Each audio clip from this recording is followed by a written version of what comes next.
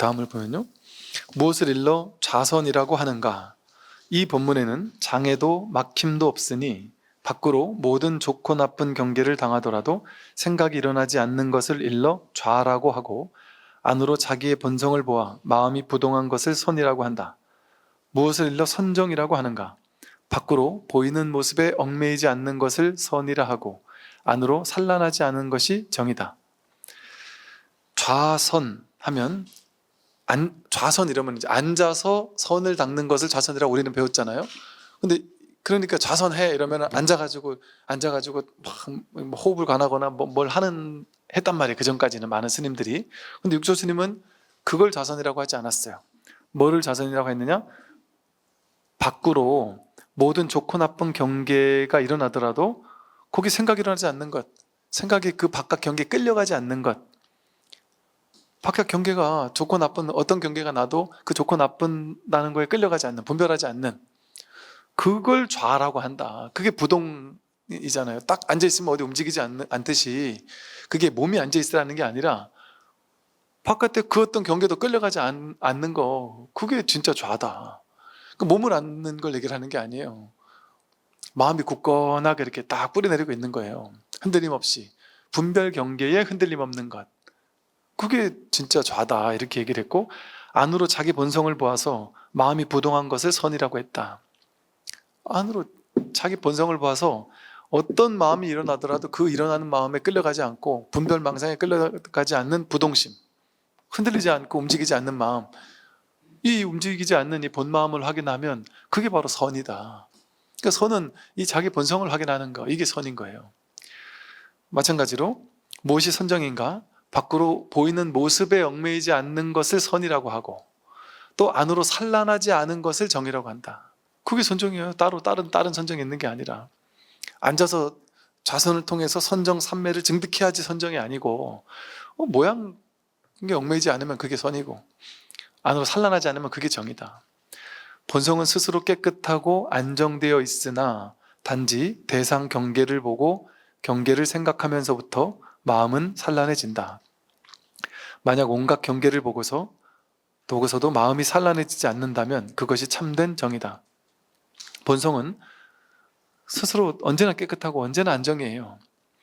단지 대상 경계를 보고 우리가 경계를 생각하고 따라다니고 분별하고 치사간택하고 하면서부터 마음이 산란해질 뿐이죠.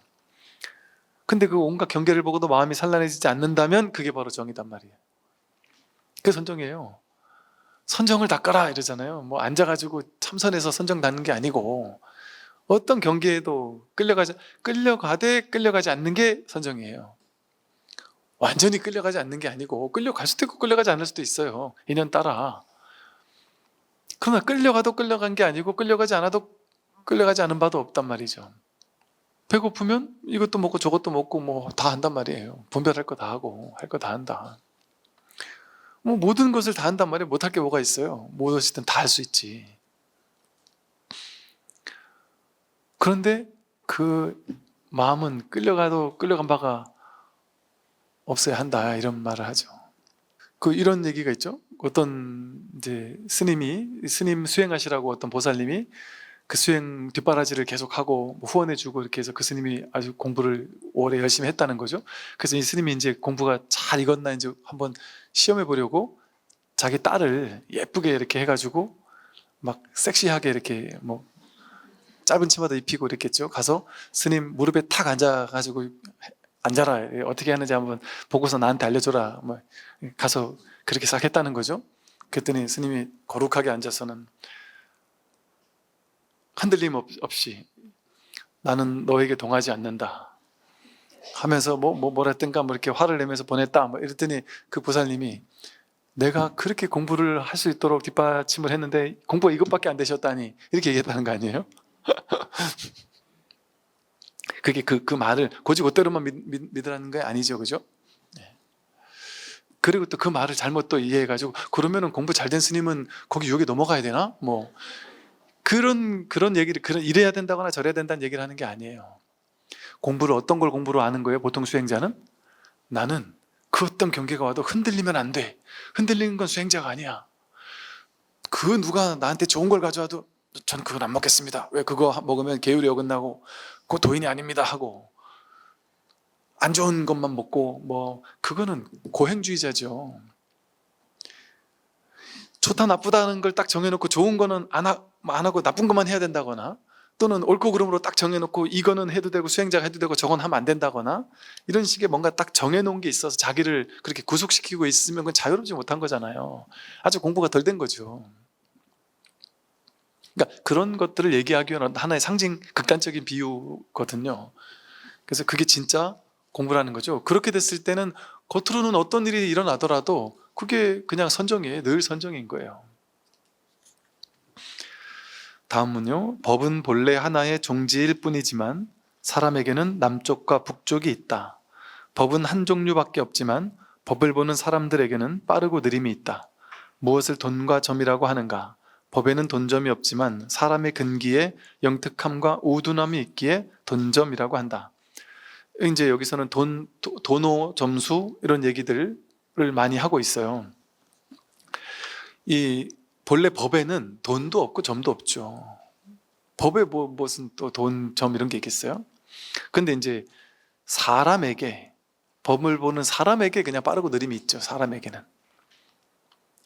그러니까 어쩔 수 없이 방편으로 돈이니 점이니라는 그런 방편의 이야기를 한 거예요. 그래서 이 돈, 점이라는 말을 이해할 때 도노, 돈수냐, 도노, 점수냐 가지고 싸울 일이 아닌 거예요. 그냥 그런 측면들이 있는 거예요. 내가 문득 자성을 확인하고 나면 이 법의 자리에서 보면 그건 도노, 돈수예요. 그 공부 끝난 거예요. 그러나 이 현상적인 측면에서 보면 도노, 돈수가 아니에요. 도노, 점수지.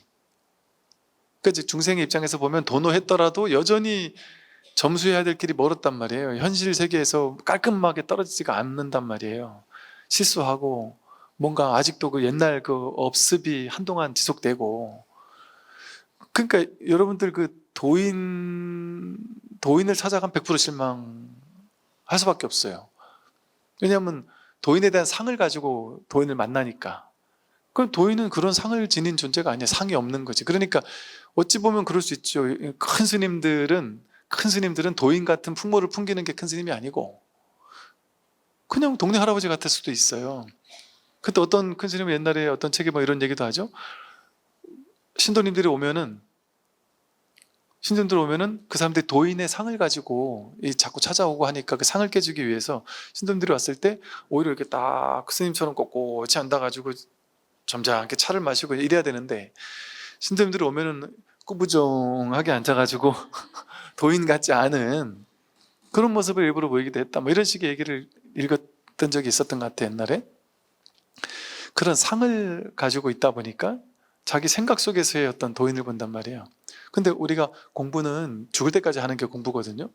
난 공부 끝났다 이렇게 얘기하는 사람은 저는 별로 본 적이 없어요. 아무리 공부 잘 많이 됐어도. 그리고 부처님 당시도 보면 안한존자, 가섭존자, 뭐 사립을 못건년 이런 존자들도 부처님에게 야, 넌 아직 한참 공부해야 돼. 이런 얘기를 들었단 말이에요. 그러한 위대한 아란인데도 불구하고. 그러니까 이분들이 부처님을 그렇게 아주 뭐랄까 이렇게 존중하고 존경하고 찬탄한 것이 부처님이니까 그런 것도 있겠지만 부처님도 아마 분명히 그런 과정은 있었을 거예요.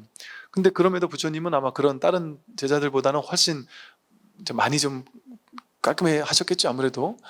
그러다 보니까 그걸 이제 위대하게 본 거거든요. 그러니까 일반의 세상에서는 그렇게까지 뭔가 깔끔하게 떨어지기가 쉽지 않아요. 저도 뭐 이렇게 이 공부가 많이 깊은 어른 스님들도 좀 뵌 적이 있고 한데도 특정한 성격 부분에서는 인상을 찡그리게 하고 눈살을 찡그리게 해서 저분을 그 주변에 사는 신도님들한테 추천을 해주고 싶긴 한데 차마 추천을 못 해주겠는 뭐 이런 부분도 있을 수도 있어요. 좀 치명적인 걸 버리지 못하는 저거만 버리면 너무 좋겠는데 그걸로 여전히 그걸 떼지 못하는 그런 일이 있을 수 있다니까요, 사람들이. 그게 도노 점수적 측면이 필요한 이유예요. 그건 좀 오래 걸려요. 자기 업습을 완전히 조국받는 데는 오래 걸려요. 그래서 뭐 성품까지도 원만해지고 뭔가 뭐 이렇게 되는 게 무조건 정답도 아니지만 그는 또 오래 걸릴 수 있어요.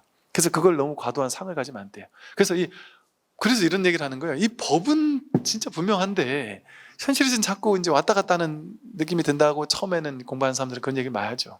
자꾸 자기 공부하는 자기가 있어서 그래요, 여전히. 그것도 하나의 업습인 거예요. 그래서 그런 측면에서, 그런 현상적인 측면에서는 도노 점수예요. 그래서 도노 점수를 하는 사람은 그건 도인이라고 할 수 없어요. 그건 도인 아니에요. 그냥 이제 공부 입문한 사람이라 공부하는 사람이지. 저를 포함 우리 모두가 그냥 공부하는 사람이지. 공부 끝난 사람이 아니란 말이에요. 그냥 겸손하게 공부하는 사람이지. 그런데 그럼에도 불구하고 이 돈수적 측면이 없다라고 할 수 없어요. 또 더 한 발 나아가면 깨닫지 못한 사람도 돈수에 사실은, 왜냐면 지금 이미 돈수를 자기 부처를 쓰고 있기 때문에, 명백하게 쓰고 있기 때문에 본인이 지금 분별을 보고 있느라고 자기 그 부처를 못 보고 있는 것 뿐이지 부처가 아니라는 거는 너무 명백하게 아니란 말이에요. 명백히 부처란 말이죠. 그러니까 이거는 돈수적 측면이 있고 점수적 측면이 있어서 방편으로 돈이라고도 설하고 점이라고도 설명할 수 있는 거예요. 또 깨달음도 마찬가지예요. 점오도 마찬가지예요.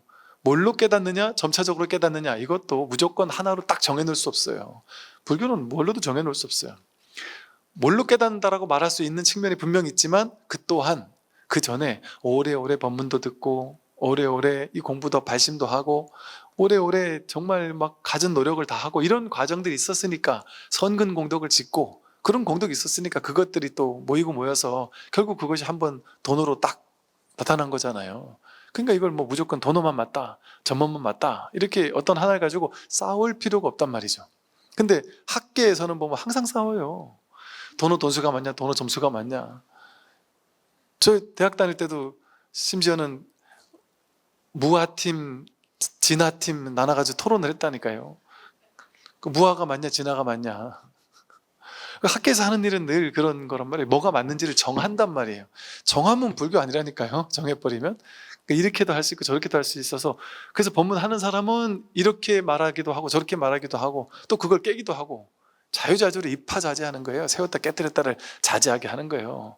그러니까 처음 법문 들으시는 분들은 그 스님들의 법문을 처음 한두 번 들어보고 판단하지 마셔야 돼요. 왜 그러냐면 법문을 한 몇 달 이상 계속 들어보면 이 얘기 했는데 여기 머물러 있는 사람인 줄 알았더니 딴 법문 들어보니까 또 그걸 또 깨네.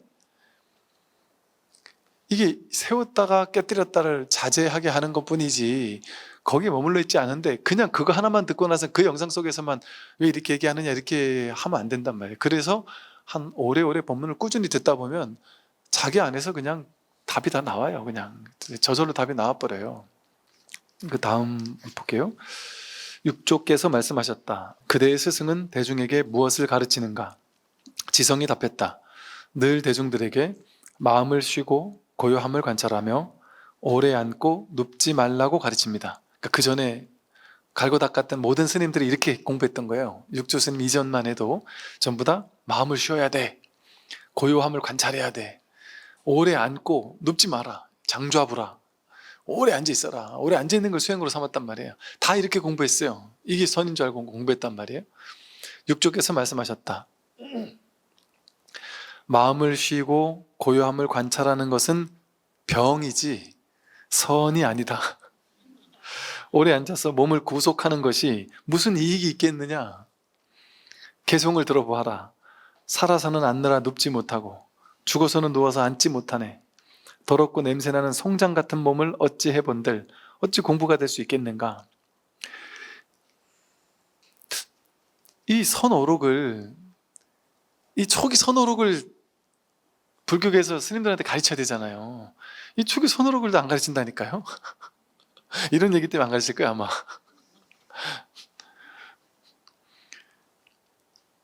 이게 충격이잖아요. 이거 병이라고 하니까. 대부분 99%는 지금 이거 하고 있는데, 그죠?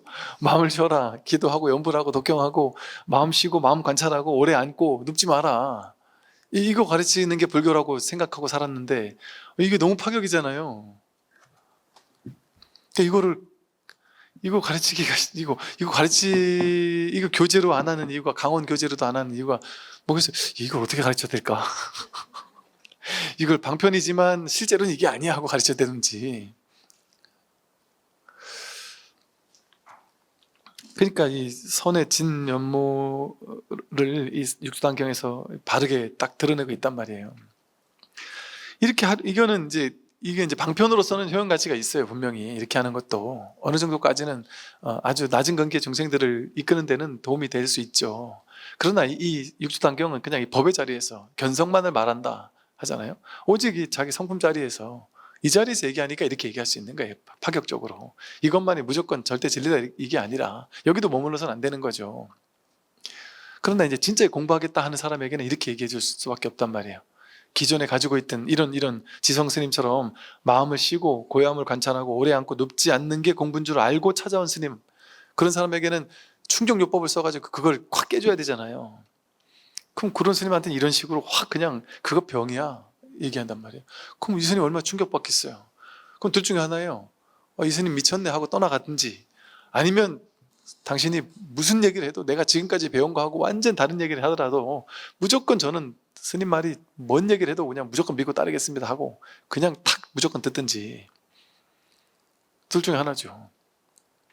그러니 이게 이제 진짜 법은 아무에게나 전해지면 안 된다고 옛날에 했던 거예요. 사자상승, 스승과 제자 간에 은밀히 전해준다 이랬던 거예요. 지금은 이게 은밀하지 않잖아요. 그냥 다 얘기해도 알아들을 사람 알아듣고 못 알아들을 사람 어쩔 수 없다 하고 그냥 하는 거잖아요. 근데 옛날에 이게 왜 은밀히 해야 됐냐면, 이런 말 잘못했다가 이게 옛날에는 죽이고 살리고 하는 문제가 되는 거예요. 그 당시 높으신 분들이 뭔가 자기 마음에 좀 안 맞는 얘기하면 막 죽이잖아요. 그냥 막 죽여도 됐잖아요. 그 일본은 그랬다대요. 이렇게 이제 무사 계급들이 뭐 막부라래 가지고 막 많이 정치를 했잖아요. 무사 계급의 특권이 몇 가지가 있었는데, 그러니까 뭐 성을 가질 수 있고 뭐 이런 특권이 있었는데, 그 중에 하나의 특권이 일반인들을 직결 처분할 수 있는 칼로, 맨날 칼 차고 다니다가 직결 처분해도 죄가 안 되는 그런 게 있었다 그래요.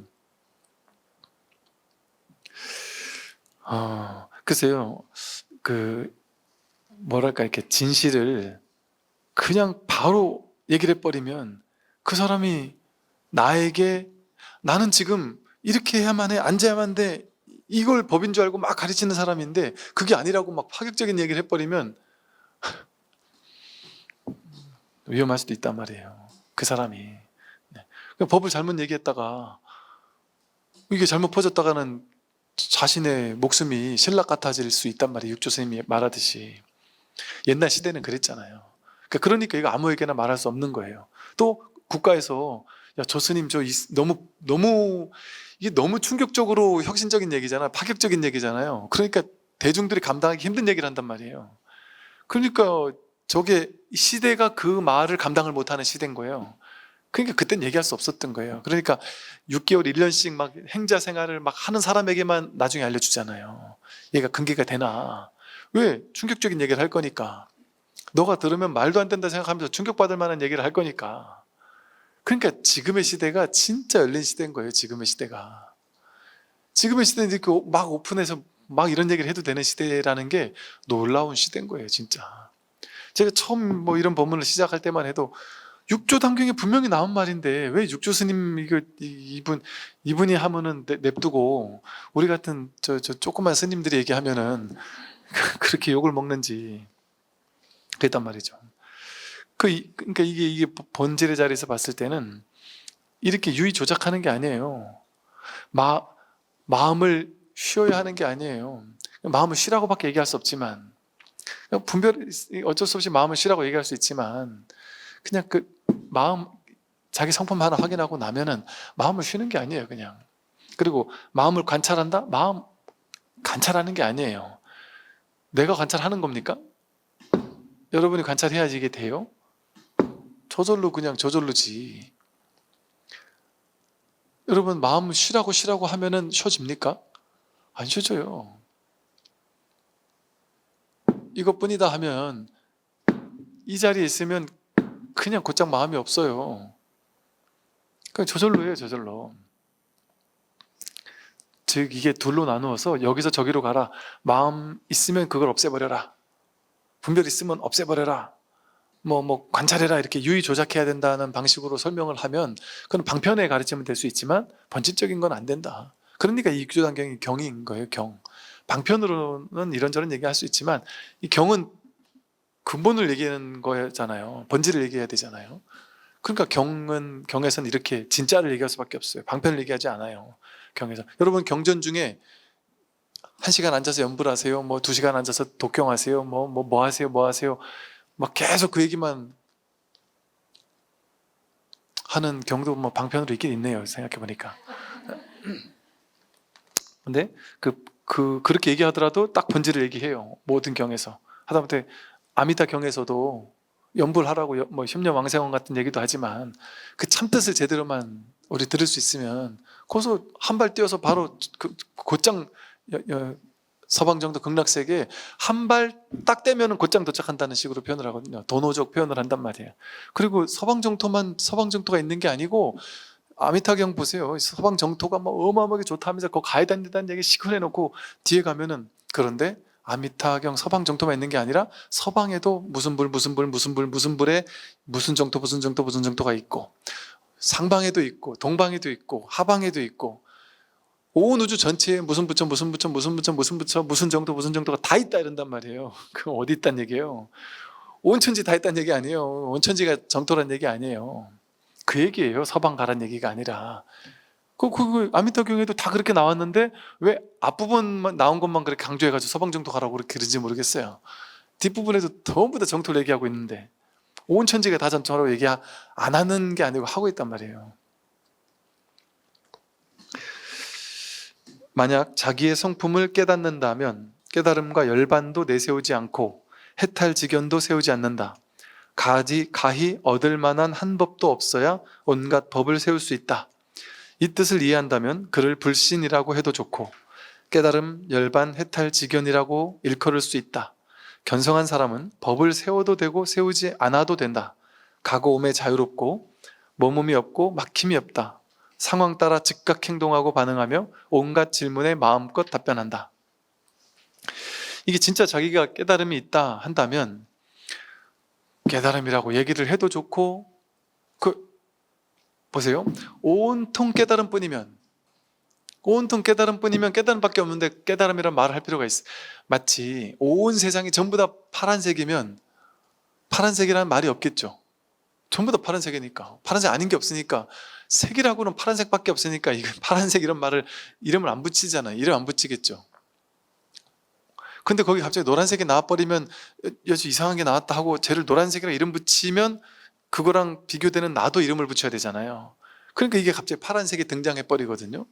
근데 그냥 온통 파란색밖에 없으면 불이법이면 파란색이라는 말을 붙일 필요가 없어요. 그래서 온통 깨달음뿐일 때는 깨달음이라는 말이 없어요.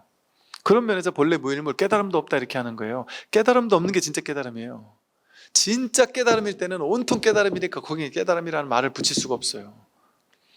깨달음이 없어요. 거기는 깨달음뿐이니까 불이법이니까.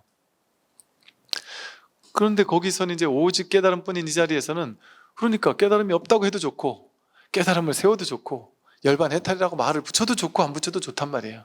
뭔가 방편을 세워도 좋고 안 세워도 좋다. 그러니까 가히 얻을 만한 한 법도 없단 말이에요. 그러니까 거기에 온갖 법을 세울 수도 있어요. 무너뜨릴 수도 있고 이파자재, 세웠다 깨뜨렸다를 자제하게 할 수 있는 방편이 나온단 말이에요. 거기서. 근데 그 어떤 방편에도 계속 붙잡지 않아요. 세웠다 깨뜨리고 하는 거지. 그건 어쩔 수 없이 중생의 속성상 자기가 두고 쓰는 방편은 있는 거예요. 스승들도 주로 두고 쓰는 방편이 있어요. 근데 이쪽 스승이 두고 쓰는 방편을 저쪽 스승한테 가면 그걸 또 깨뜨려요. 저 스승 쓰던 방편 깨뜨려 놓고 나서 내가 쓰는 방편 또 얘기한단 말이에요. 그래서 옛날부터 두고 쓰는 법 이런 표현이 있어요. 그럴 수밖에 없어요. 사람은 자기가 공부했던 그 길이 있고 자기 방식으로 또 이렇게 이끌어주는 방식이 있다 보니까. 그러니까 그를 불신이라고 해도 좋고 깨달음 열반 해탈지견이라고 해도 좋고 견성한 사람은 법을 세워도 되고 세우지 않아도 되고 가고 오매 자유롭단 말이에요. 머물고 없고 막힘이 없어요. 그냥 모든 게 법 아닌 바가 없으니까. 그 상황 따라 그냥 즉각 행동할 뿐이에요. 그냥 뭐 순간순간 반응할 뿐이에요. 뭐 계획하고 뭐 미래를 계획하고 뭐 내 인생은 이랬으면 좋겠다 저랬으면 좋겠다 뭐 몇 살까지는 살았으면 좋겠다 뭐 나는 뭐 반드시 건강했으면 좋겠다 뭐 어쩌고 하는 생각이 없단 말이에요. 그냥 사는 거예요. 그냥 즉각 반응하며 사는 거예요. 그냥 즉각 눈앞에 일을 행하면서 처리하면서 살 뿐이에요. 이렇게 육조단경을 끝내고요. 영가 형각의 증도가고요. 제가 전에 잠깐 공지한 것처럼 올 연말까지 이제 12월 중순 후반인가 여기 끝나는 날 있잖아요. 그날까지 해서 선호독과 마음 공부를 끝내고 1월, 2월 중순까지 쉬었다가 2월 방학하고 2월 명절, 설 명절 끝나고 나서부터 이제 또 3개월 동안 영가 형각의 증도가를 할 거예요. 근데 거기 이제 핵심만 오늘 간단하게 할 거니까 간단하게 좀 볼게요. 배움이 끊어진 함이 없는 한가한 도인은 육조의 제자예요. 영가 형각이. 한가한 도인은 망상도 없애지 않고 참됨도 구하지 않는다. 우리 무학도라잖아요. 더 이상 배울 게 없는 이제 한가한 도인이란 말이에요. 뭐 할 게 없단 말이에요. 한가한 도인은 망상을 없애려고 하지 않아요. 망상의 일인데 망상을 뭐하러 없애요? 또 참됨도 구하지 않아요. 구할 게 없단 말이에요. 구하는 일이 딱 끊어졌어요. 그게 도인이죠, 당연히. 더 이상 뭐 배움을 구할 것도 없고 참됨을 끊을 것 뭐 구할 필요도 없죠. 무명의 참성품이 곧 불성이요 헛개비 같은 빈 몸이 곧 법신이다. 무명, 어리석음, 어리석다. 그게 불성이에요. 어리석다 하는 게 불성에서 나온단 말이에요. 분별심이 여기서 나온단 말이에요. 모든 분별이 다 여기서 나와요. 그러니까 색즉시 공이에요. 따로 둘이 있는 게 아니란 말이에요.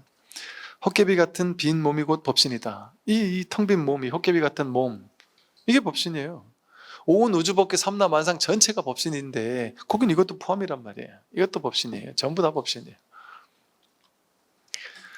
법신을 깨달음에 한 물건도 없으니 근원의 자성이 천진불이라. 이 법신을 깨닫고 나면 한 물건도 없단 말이야. 온갖 통으로 그냥 텅 비어서 공한데 뭐 그냥 오로지 하나뿐인데 여기 뭘 붙일 게 있겠어요. 뭐 한 물건이 있으면 그거는 둘로 나뉘는 건데요. 어떤 것도 없단 말이에요. 그게 이제 근원이란 말이에요. 그게 자성이고 그게 천진불이에요. 그게 근원이고 자성이고 천진불이에요. 죄와 복이 없고 손해와 이익도 없으니 정멸한 성품 가운데서 묻고 찾지 말라. 죄와 복이 이 자리에서는 따로 없습니다. 손해도 없고 이익도 없어요. 이 정멸한 이 성품 가운데서는 묻고 찾을 게 없단 말이에요. 내가 죄의식에 사로잡히잖아요. 그 분별망상이에요. 자기가 일으킨 죄, 자기 생각이 죄를 만들잖아요. 자기 생각이 죄를 만들어요. 이 본질 자리에서는. 그러니까 현실에서는 사법계라는 현실 사법계, 이와 사 이러잖아요. 이라는 이치의 세계, 진실의 세계가 있고 사법계라는 현실의 세계, 일사자, 현실의 세계가 있어요. 이 사법계에서는 죄가 있고 복이 있잖아요. 그러니까 사참회에서는 천수경에 보면 사참회와 이참회가 있잖아요. 이참회는 진리의 입장에서 하는 참회고 사참회는 현실에서 하는 참회예요. 현실에서 하는 참회, 사참회에는 뭐 어떻게 하는 게 사참회예요. 뭐 살생중죄 금일참회, 도도중죄 금일참회, 이렇게 내가 말로 지은 죄, 생각으로 지은 죄, 행동으로 지은 죄를 하나 참회합니다 이렇게 말해야 된단 말이에요.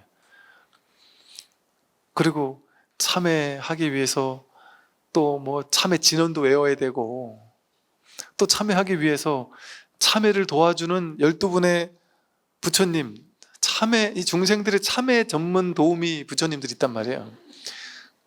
어떻게 시작하죠? 천수경 안 한 지가 오래됐는데. 천수경 읽다 보면 참회 부분에 나오잖아요. 12분의 부처님 막 나오잖아요. 그분들이 참회 전문적으로 도와주는 부처님들이에요. 그 부처님들 명호를 외워가지고 내 참회하게 해주세요 하고, 제가 살생했으니까 그거 없애게 해주세요, 거짓말했으니까 없애게 해주세요, 이게 사참회란 말이죠. 근데 그 사참회는 이 중생들이 참회인 거예요. 아직 공부 안 된 중생들이 하는 참회란 말이에요. 그러고 나서 딱 하는 얘기가 이참회를 설한단 말이에요. 이참회계를 설한단 말이에요. 죄무자성 중심기, 죄라는 건 자성이 없어서 마음 따라 일어날 뿐이다. 심양멸시 죄욕망, 마음에서 멸하면 죄 또한 멸한다. 뭐 시증명이 진참이다 이러잖아요. 죄라는 게 따로 없어요. 실제가 그렇잖아요. 실제가 죄가 따로 없잖아요. 똑같은 게 어떻게 하면 죄고 어떻게 하면 죄가 아니잖아요. 똑같은 일이 이렇게 하면 죄가 되고 저렇게 하면 죄가 아닌 게 돼버려요. 어느 나라에서는 이게 죄인데 어느 나라에서는 저게 복일 수도 있어요. 우리나라는 절에 올 때 양말 안 신고 맨발로 오면은 예의가 없다래요. 제가 너무 예의가 있어서 예의를 전문 배운 사람이잖아요. 그래서 남방불교 가서 양말 신고 들어갔다가 욕 엄청 먹었거든요. 어떻게 기본이 안 돼 있냐, 중놈이. 절에 올 때는 밖에서 양말을 벗고 깨끗한 발로 들어와야지 이러는데 저는 하루 종일 걸어가지고 발에 막 냄새도 나고 이럴 것 같아서 차마 벗을 수 없었는데 벗어야지 예의라는 거예요. 그 냄새 나는 말로 들어가는 게 예의인 거예요. 그게 또 거기서는 본래 그 어떤 것도 선과 복, 죄와 악 이런 게 정해져 있지 않아요. 그래서 죄의식에 사로잡혀 있을 필요가 없단 말이에요. 사실은 참회를 하되, 즉 그 말은 뭐 현실 사법계에서는 내가 참회는 참회대로 해야 된다, 현실에서의 참회는 그것대로 하되, 내가 이 이치적으로 딱 이 공부 자리에 왔을 때는 그게 내 발목을 잡으면 안 돼요. 내가 죄의식, 내가 옛날에 잘못했던 거, 그게 내 발목을 잡아서 그럴 필요가 없단 말이에요. 그거는 옛날이잖아요. 옛날에 죄 지은 게 지금 본질에서 보면 내가 죄 지은 게 아니에요. 그 죄 지은 내가 없다니까요. 업보는 있을 때 작자는 없다 그러잖아요. 죄 지은 업이 있으면 거기 따른 보는 받아요. 죄 지었으면 거기 따른 과보는 받으니까 걱정을 하지 않아도 돼요.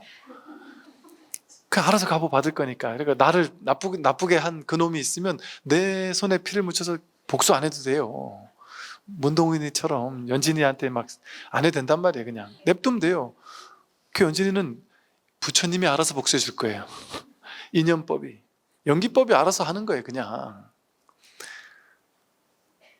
나는 지금을 살면 돼요. 내 어릴 적 복수를 하려고 내 평생을 걔한테 그 복수심에 불타가지고 평생을 막 표독스러운 마음으로 걔를 죽이려는 마음으로 산다는 거는 나를 2번, 3번 죽이는 거잖아요.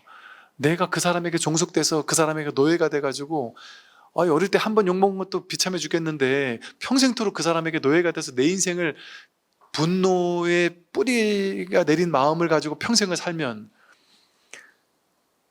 그 제일 어리석은 사람이잖아요. 그 사람이 내 인생을 지배한 거 아니에요. 그 사람이 10대 때 한 시즌을 지배한 것도 억울해 죽겠는데 평생을 나를 지배하도록 내버려 두고 산다는 건 얼마나 어리석은 사람이에요. 그건 자기가 한 일이잖아요. 내가 그 사람에 대한 생각을 계속 쥐고 있느라고 트라우마에 갇혀서 근데 자발적으로 내가 끌려 들어간 거에 불과한 거예요. 그런 거 탁 내버려 둬야 된단 말이죠. 그러니까 불천사상이라고 해서 그때 그 죄가 지금까지 온 게 아니에요. 업을 지으면 그 과보는 받지만 업보는 있지만 작자는 없다. 업을 지은 자도 없고 업을 받는 자도 없어요. 자아가 없어요. 나가 없어요. 고정된 나가 없습니다. 그 고정된 나라는 게 옮겨가는 뭐가 있을 것 같잖아요. 옮겨가는 뭐가 없다니까요. 여러분 10대 때 그 몸, 그 생각, 그 몸과 마음 10대 때 그게 지금 여기 하나도 없다니까요. 옮겨온 게 하나도 없다니까요. 하나도 없어요. 업보는 받아요. 업보는. 그러니까 10대 때 사기쳤으면 지금이라도 그 갚아야 돼요. 그 업보는 있어요. 근데 업을 지은 자 그때 나는 그때는 참 좋았는데 하면서 지금 막 서러워하잖아요. 그럴 필요가 없어요. 그때 그 좋았는데가 그 내가 아니에요. 그때 걔예요. 그냥. 지금 이건 전혀 새로운 나라니까요. 그러니까 지금 여기를 사는 게 지혜로운 거지, 어제 옛날에 과거에 잘 나갔는데 거기 얽매여서 지금을 괴로워한다는 건 어리석은 일이에요. 그럴 것 같으면 왜 젊었을 때와 지금을 비교해요? 전생 그 전생에 원신이었을 때랑 비교해보고 그러면 지금 월등히 잘 사는 거잖아요. 그 죄와 복이 따로 없고요. 손해와 이익도 따로 없어요. 손해라는 생각이 있고 이익이라는 생각이 있을 뿐이에요. 손해, 이익이라는 환상이 있을 뿐이에요. 손해보는 거라고 생각했는데 알고 봤더니 그게 손해가 아닌 경우가 많아요. 제가 이제 군에서 있으면서 맨날 군에 있으면 맨날 이렇게 얘기하니까 자꾸 참 좀 그렇긴 하지만 군에 있으니까 이분들이 가장 큰 고민은 세상 많고 고민이 없을 거 아니에요. 군에 있으면. 왜냐하면 군대 안에만 돌아다니니까 그냥 월급 따박따박 나오겠다. 뭔 고민 있겠어요. 그 다음 진급, 그게 제일 큰 고민이잖아요. 그런데 대부분이 이런 오류를 범하고 있는 거예요. 제가 어제도 얘기를 했는데 어떤 오류를 범하느냐, 이 자기 생각 속에서의 인과, 원인과 결과, 요거만 단편적인 건 줄 알아. 인과는 수직적이고 단편적일 수가 없어요. 내가 A라는 행동을 했으니까 B라는 결과가 나와야 된다? 그렇지 않아요. A라는 행동을 했지만 어떤 결과가 나올지는 무수히 많은 부수적인 연들에 따라 달라요. 똑같이 씨앗을 심었는데 어떤 땅이냐, 햇볕이 왔느냐, 아니면 사람이 관심을 기울였느냐, 에 따라 결과가 다르듯이 완전 달라요. 그럼 우리는 어떻게 수직적인 인과를 생각하냐면, 예를 들어 우리 회사에서 내 경쟁자가 한 10명이다. 그럼 그 10명 중에 내가 아무리 봐도 내가 제일 똑똑해. 내가 회사의 기여도가 제일 높아요. 그러면 진급은 무조건 내가 1순위로 돼야 된다, 이렇게 생각해요. 그건 내 머릿속에서의 인과예요. 내가 봤을 땐 내가 돼야 되는 거예요. 내가 열심히 했고 회사에 가장 돈을 많이 벌어줬으니까. 그거 당연하잖아요, 그죠? 근데 인과법은 중중무진 연기법이에요. 수직적 인과가 아니고 내가 열심히 일한 것이 결과로 바로 나오지 않아요. 그럴 수도 있지만. 근데 그 나머지 연기법이라는 건 뭐냐면, 인연이라는 건 인만 중요한 게 아니라 인의 부수적인 연들이, 무수히 많은 보조적인 연들이 착 맞아떨어져야 그 과보가 일어나는 거예요. 그러니까 열심히 일하는 건 기본이고 나머지 사람은 열심히 일은 안 했는데 전생 그 전생에 복을 엄청나게 진 사람도 있을 수 있잖아요. 혹은 그 회사 사람들과의 인연이, 이 사람은 훨씬 월등히 높을 수도 있어요. 그 회사에 높은 사람들과 인연이 그 인복이라 그러죠. 인복 같은 걸 엄청 많이 지은 사람이 있을 수도 있어요. 또는 이 사람이 잘난 건 맞는데, 돈을 많이 벌어준 건 맞는데, 지가 너무 잘나고 너무 잘나니까 자기는 잘난 척 하지 않았어도 그 옆에 있는 경쟁자나 심지어 나보다 높은 사람들 중에 누군가가 나를 질투하고 해서 저놈만 없으면 우리 회사에 내가 탑인데, 예를 들어 이랬을 수도 있잖아요. 그래서 작전을 짰을 수도 있고, 그러니까 그런 걸 가지고 또 억울하다고 하겠지만 그게 억울한지 아닌지 알 수 없는 거예요, 이 연기법에서는. 그러니까 나는 내 생각만 하니까 대부분 그래요. 진급 떨어진 사람은 100% 뭐라 그러냐, 억울하다고. 억울한 이유를 만들어내요. 그러니까 나는 이러해서 내가 돼야 되는데 저놈들은 나쁜 짓을 했기 때문에 저놈이 됐다, 이렇게 합리화를 시켜요. 그래야 내가 좀 뭔가 이렇게 덜 찝찝하잖아요. 그걸 만들어내요. 근데 그럴 필요가 없어요. 어차피 그건 다 생각이잖아요. 그건 자기가 만들어낸, 그냥 자기가 조합해서 만들어낸 생각일 뿐이잖아요. 그건 모를 뿐이라니까요. 연기법은 중중무진 연기로 이루어진 그 무수히 많은 연기를 내가 어떻게 알겠어요. 그러니까 내가 열심히 하는 건 그냥 기본이에요. 기본이고 진짜 될지 안 될지는 모르는 게 진실이에요. 모르는 게 진리니까 최선은 다하되 결과는 알아서 하세요 하는 거예요. 연기법이 알아서 해야지. 어떻게 내가 알아서 해요? 어떻게 내 생각대로 돼요, 세상이? 무수히 많은 꽃 한 송이를 피기 위해서는 온 우주 전체가 동참해야 꽃이 피거든요. 내가 진급 하나 하기 위해서는, 여러분이 물 한 모금 먹기 위해서는 온 우주 전체가 동참해야 이 물 한 그릇 먹을 수 있어요. 근데 우리는 내가 할 수 있을 거라고 생각하잖아요. 나에게 달린 일이 아닌데, 물론 또 아닌 것도 아니지만 나에게만 달린 건 아니에요. 그러니까 그걸 안다면 어때요? 이 세상 모든 일이 그와 같잖아요. 그러니까 무슨 일이든 세상 열심히는 살되 최선은 다하되 내가 할 수 있는 만큼의 최선만 다하는 거예요. 그러니까 부담이 없죠. 내가 할 수 있는 만큼만 한단 말이에요. 그냥 내가 할 수 있는 최선은 다하되 결과에 대해서는 내가 생각하지 않는단 말이에요. 그게 항복기심이에요. 항복하는 거예요. 부처님께 진리에 그냥 순복하는 거예요. 항복하고.